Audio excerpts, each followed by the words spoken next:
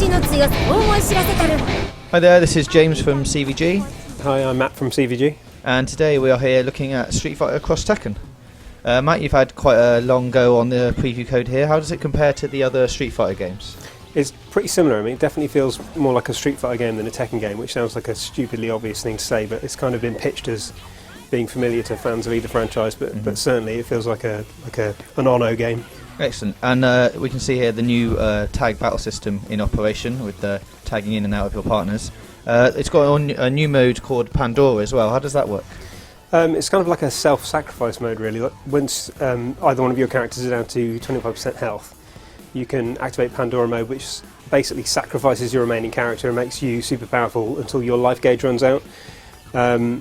The bits I've played of it, I sort of struggle to find it that useful, but it looks amazing, and I'm sure people that are far better at the game than I am will find some amazing use for it, but if nothing else, it does genuinely look incredible.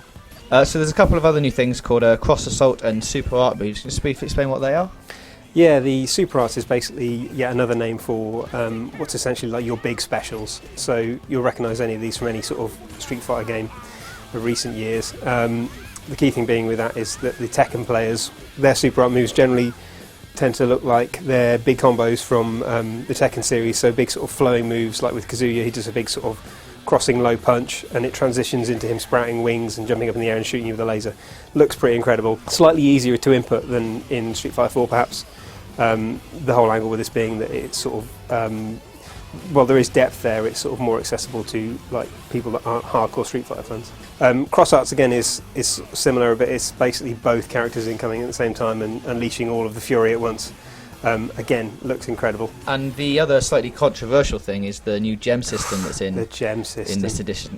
What do the gems do, and you know, how do they work? There's sort of two strands of gems. There's assist gems, which are kind of pitched as being the beginner's selection, and there's boost gems, which are the sort of bespoke character stuff for more advanced players. The assist gems have things like easy input and super easy input, which will take a move that would normally like the hurricane kick, for example, which would normally be like a quarter circle away and a kick button, can either be down then back and a kick button for the easy input, or for super easy it's just back and kick. That sounds good. Yeah. I mean, you do sacrifice some damage doing it, but I think it's a thing that people understandably are a little bit sceptical about. They say with these things, as they always do, that all the gems are balanced, so it's not going to really matter what you have. Like overall, you'll still have the same level of power as your opponent, but it's kind of hard to even get the characters balanced on these games, let alone each character with a different gem setup. The boost gems are somewhat different. They kind of all have an activation trigger, which can be like a certain amount of time that's passed or being hit by a certain move, and they will sort of boost your defense or your attack or your speed or something like that. So with that, there is a little bit more scope for kind of doing something quite clever and deep. But again, it kind of remains to be seen.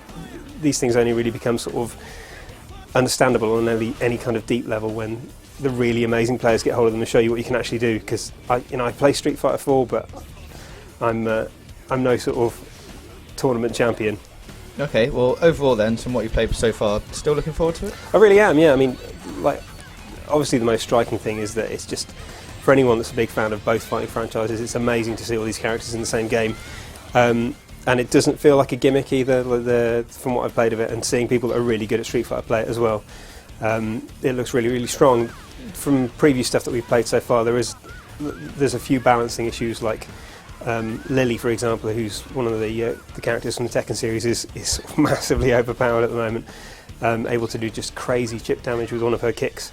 And those are the sort of things that can make or break a fighting game, so we'll have to wait and see, really. But first impressions, yeah, generally it looks amazing, and I'm really looking forward to getting my hands on it. Alright, well, that's Street Fighter Cross Tekken previewed. The full game's out March 9th, and we're looking forward to it. So, yeah, thank you.